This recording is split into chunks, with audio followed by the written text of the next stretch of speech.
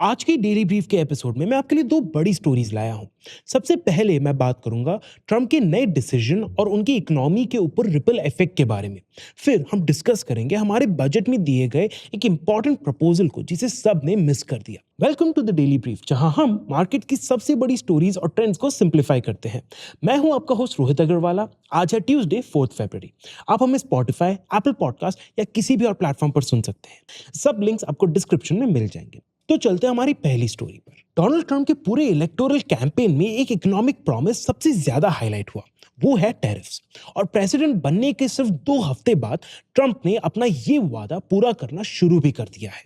मगर Trump tariffs क्यों लगाना चाहते हैं?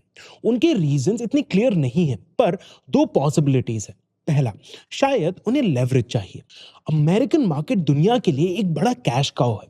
एक्सपोर्ट ओरिएंटेड इकोनॉमीज की यहां से कमाई होती है। ट्रम्प के लिए ये एक बड़ा बार्गेनिंग टूल है। टैरिफ्स लगा के वो कंट्रीज को अपने रूल्स फॉलो करने पर मजबूर कर सकते हैं, चाहे वो ट्रेड बैलेंस हो, इमिग्रेशन या ड्रग इन्फोर्समेंट। दूसरा कारण हो सकता है पास्ट की गलतियों को सुधारना। ट्रंप का मानना है कि अमेरिका ने हमेशा दुनिया के साथ अनफेयर ट्रेड डील्स किए हैं। काफी कंट्रीज अमेरिका को ज्यादा एक्सपोर्ट करती हैं, लेकिन अमेरिका उन्हें कम एक्सपोर्ट करता है। ट्रंप को लगता है कि ये एक हिस्टोरिक गलती थी जिसे वो अब सही करना चाहते हैं। ट्रंप पहले दिन से एक्शन मोड में है। उन्होंने अपने नए ट्रेड वॉर का पहला शॉट ऑलरेडी फायर कर दिया है। मेक्सिको और कनाडा से आने वाले इंपोर्ट्स पर 25% टैरिफ लगा दिए गए हैं और कनाडा के एनर्जी इंपोर्ट्स पर 10% टैरिफ। चाइना के इंपोर्ट्स पर भी एक्स्ट्रा 10% टैरिफ लगा दिए गए हैं। कैंपेन के दौरान ट्रंप ने 60% तक टैरिफ लगाने की बात की थी, तो हो सकता है ये और बढ़े। अब तक के सभी टैरिफ मिला के ये अमेरिका के टोटल इंपोर्ट्स का 43% कवर करते हैं, यानी लगभग 1.3 trillion dollars worth of goods. इस अनाउंसमेंट के बाद मार्केट्स ने तुरंत रिएक्ट किया। ग्लोबल सेल ऑफ हुआ, स्टॉक्स और करेंसीज दोनों गिर गए। पैराडॉक्सिकली डॉलर स्ट्रांग हो गया, जो ट्रंप के ट्रेड गोल्स के अगेंस्ट जाता है। इंपैक्ट समझने के 5 इंपॉर्टेंट पॉइंट्स हैं। चलिए इन्हें देखते हैं।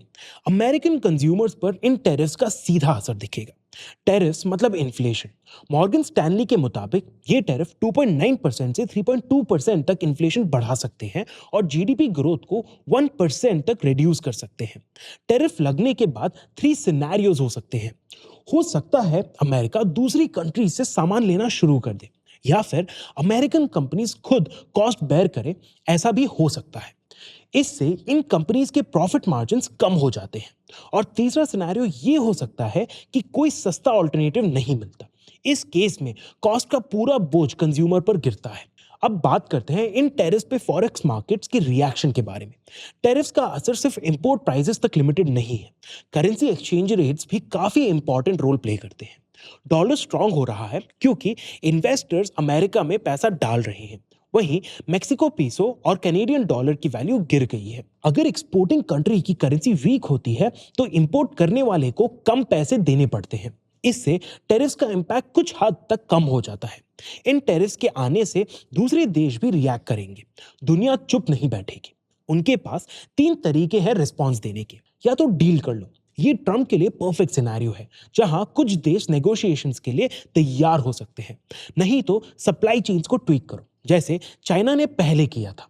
उन्होंने अपने गुड्स को वियतनाम के थ्रू एक्सपोर्ट किया था। और आखिरी रिस्पॉन्स हो सकता है पूरी तरह ट्रेड वॉर में लग जाना। कनाडा ने इन टैरिफ्स के खिलाफ तुरंत रिएक्ट किया और 30 बिलियन कैनेडियन डॉलर्स के अमेरिकन गुड्स पर 25% टैरिफ लगा दिए। मेक्सिको और चाइना भी काउंटर मेजर्स प्लान कर रहे हैं। अगर ये टिट फॉर टैट चालू रहा तो ग्लोबल जीडीपी 2% तक गिर सकता है। एक बड़ा सवाल ये है कि क्या मैन्युफैक्चरिंग अमेरिका वापस आएगी? ट्रंप का एक बड़ा गोल है मेक इन अमेरिका, लेकिन ये आसान नहीं है। लेनर्स सिमेट्री थ्योरम के मुताबिक इंपोर्ट्स कम करने से एक्सपोर्ट्स भी कम हो सकते हैं। सप्लाई चेन ऑलरेडी कॉम्प्लेक्स होते हैं। एग्जाम्पल के लिए यूएस रिफाइनरीज को कैनेडियन क्रूड ऑयल चाहिए होता है, जिसमें अब टैरिफ लग गए हैं। एक और सवाल ये आता है कि क्या अमेरिकन वैसे फैक्ट्री जॉब्स करना भी चाहते हैं? यही सबसे बड़ा सवाल है। हो सकता है ऑटोमेशन ही ज्यादा बढ़े।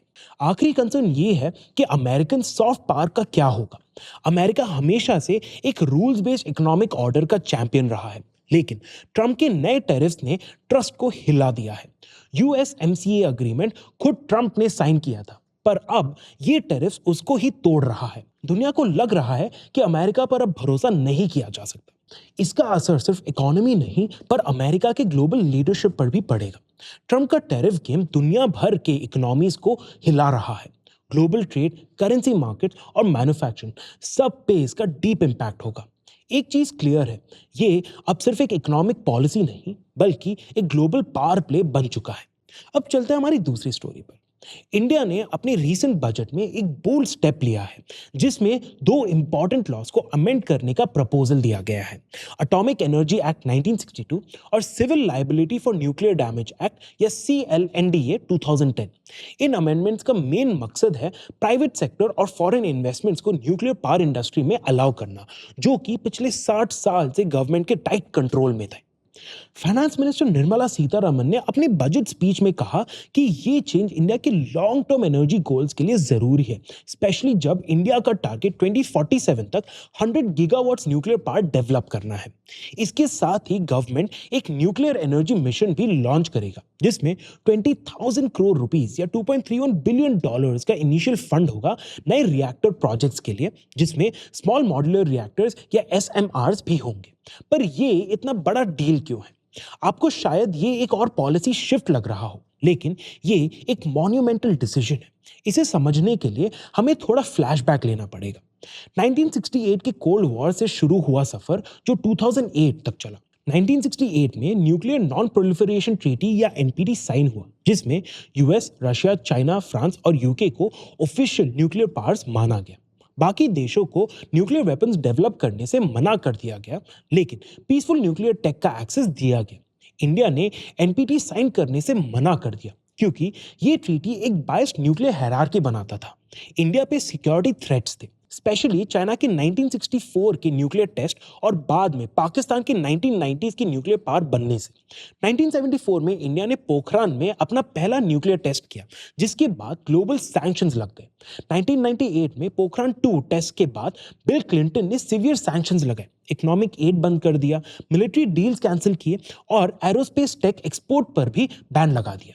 पर फिर जियोपॉलिटिक्स बदला और 2008 के India US civil nuclear agreement ने गेम बदला। अर्ली 2000s में यूएस ने इंडिया में चाइना के इन्फ्लुएंस को बैलेंस करने का पोटेंशियल देखा। 2008 में India US civil nuclear deal sign हुआ, जिसमें इंडिया को सिविलियन न्यूक्लियर टेक्नोलॉजी का एक्सेस मिला बिना NPT साइन किए। इस डील के बाद फ्रांस के अरीवा, यूएस के वेस्टिंग हाउस और जापान के हिताची जैसे कंपनीज इंडिया में न्यूक्लियर रिएक्टर्स बनाने के लिए तैयार हो गए। इंडिया के लिए ये पार्टनरशिप जरूरी थी क्योंकि इंडिया के पास हाई ग्रेड यूरेनियम रिजर्व्स कम थे और ग्लोबल न्यूक्लियर टेक और फ्यूल सप्लाई के लिए पार्टनरशिप्स चाहिए थे। पर 2010 में civil liability for nuclear damage act या CLNDA पास होने के बाद सब कुछ बदल गया। क्लॉज 17 भी सबसे कॉन्ट्रोवर्शियल था। इस क्लॉज के हिसाब से अगर कोई न्यूक्लियर एक्सीडेंट होता तो सप्लायर्स को भी लायबल माना जाता, चाहे वो टेक्नोलॉजी प्रोवाइडर्स हो या इक्विपमेंट सप्लायर्स। इंटरनेशनली ये रूल अलग है। बाकी दुनिया में ऑपरेटर जैसे NPCIL रिस्पॉन्सिबल होता है, सप्लायर्स नहीं। अरीवा और वेस्टिंग हाउस जैसे कंपनीज ने इंडिया के प्रोजेक्ट से विड्रॉ किया क्योंकि उन्हें लगा कि अगर कुछ भी गड़बड़ होती है तो उन्हें करोड़ों के डैमेजेस भरने पड़ सकते हैं। गवर्नमेंट ने 2015 में क्लैरिफिकेशंस दिए, लेकिन वो लीगल गारंटी नहीं थे। इसका रिजल्ट इंडिया का न्यूक्लियर सेक्टर स्टैग्नेंट हो गया। 2010 से 2025 का समय इंडिया के न्यूक्लियर सेक्टर के लिए एक ब्लैंक पीरियड था। अरीवा, वेस्टिंग हाउस, हिताची के प्रोजेक्ट्स या तो डिले हो गए या कैंसिल। L&T और वालचंद नगर इंडस्ट्री जैसे डोमेस्टिक सप्लायर्स भी पीछे हट गए। इंडिया का न्यूक्लियर आउटपुट 8 गीगावाट तक ही फंसा रह गया। तभी 2025 का बजट अनाउंसमेंट एक सेवियर जैसे आया। अब बजट में गवर्नमेंट ने एटॉमिक एनर्जी एक्ट और CLNDA में अमेंडमेंट करने का प्लान बनाया है। अब प्राइवेट कंपनीज को भी न्यूक्लियर रिएक्टर्स बनाने और ऑपरेट करने की परमिशन मिलेगी। फोकस होगा स्मॉल मॉड्यूलर रिएक्टर्स या SMRs पर, जो कि ट्रेडिशनल रिएक्टर्स से सस्ते, सेफ और जल्दी डिप्लॉयबल होते हैं। टारगेट ये है कि 2033 तक कम से कम 5 SMRs ऑपरेशनल हो जाए। और इस अमेंडमेंट का क्या इंपैक्ट होगा? सबसे पहला आएगा energy security. Nuclear power India को स्टेबल, लो कार्बन इलेक्ट्रिसिटी दे सकता है। फिर आते हैं क्लाइमेट गोल्स। रिन्यूएबल सोर्सेज जैसे सोलर और विंड के साथ मिलकर nuclear power clean energy provide कर सकता है और इकोनॉमिक ग्रोथ भी हो सकती है। प्राइवेट और फॉरेन इन्वेस्टमेंट से नए जॉब्स, टेक्नोलॉजी ट्रांसफर और इंफ्रास्ट्रक्चर डेवलपमेंट मिलेगा। 2047 तक 100 गीगावाट का टारगेट एम्बिशियस है, पर अब अचीवेबल लगता है। तो ये थी आज की स्टोरीज। अब चलते हैं टिडबिट्स पर। पहला, लगभग 5 साल बाद डेटा सिक्योरिटी कंसर्न्स के कारण बैन होने के बाद शीन इंडिया में वापस आ रहा है। रिलायंस रिटेल ने शीन को एक नए स्टैंडअलोन ऐप के थ्रू रीलॉन्च किया है, जो इसे सुपर ड्राई और गैप जैसे ब्रांड से अलग बनाता है, जो रिलायंस के आजियो प्लेटफॉर्म पर इंटीग्रेटेड है। ये मूव शीन के इंडियन मार्केट में स्ट्रॉन्ग ग्रोथ पोटेंशियल को हाईलाइट करता है। दूसरा, इंडियन गवर्नमेंट ने 5,597 करोड़ रुपीस अप्रूव किए हैं Indian strategic petroleum reserve limited या ISPRL प्रोजेक्ट के फेज 2 के लिए। इस फेज में चांदी खोल में एक नया 4 मिलियन मेट्रिक टन या MMT का रिजर्व बनाया जाएगा और पदूर रिजर्व को 2.5 MMT से एक्सपैंड किया जाएगा। फिलहाल इंडिया के पास 5.33 MMT क्रूड रिजर्व है, जो विशाखापट्टनम के 1.33 MMT, मैंगलोर के 1.5 MMT और पदूर के 2.5 MMT में है, जो देश की लगभग 9.5 दिन की ऑयल डिमांड को कवर करते हैं। ये एक्सपेंशन इंडिया की एनर्जी सिक्योरिटी को और मजबूत बनाने के लिए किया जा रहा है। फाइनली, यूएस ने कनाडा और मेक्सिको से इंपोर्ट्स पर 25% टैरिफ और चाइनीज गुड्स पर 10% टैरिफ लगाए हैं। इसके जवाब में कनाडा ने $106 बिलियन के यूएस इंपोर्ट्स पर 25% टैरिफ लगा दिए हैं, जबकि मेक्सिको और चाइना ने भी काउंटर मेजर्स अनाउंस किए हैं। चाइना ने डिस्प्यूट को और एस्केलेट करते हुए इस पर WTO या वर्ल्ड ट्रेड ऑर्गेनाइजेशन में एक कंप्लेंट भी फाइल की है। तो ये थी आज की बड़ी स्टोरीज। मैं हूं रोहित अग्रवाला और ये था द डेली ब्रीफ।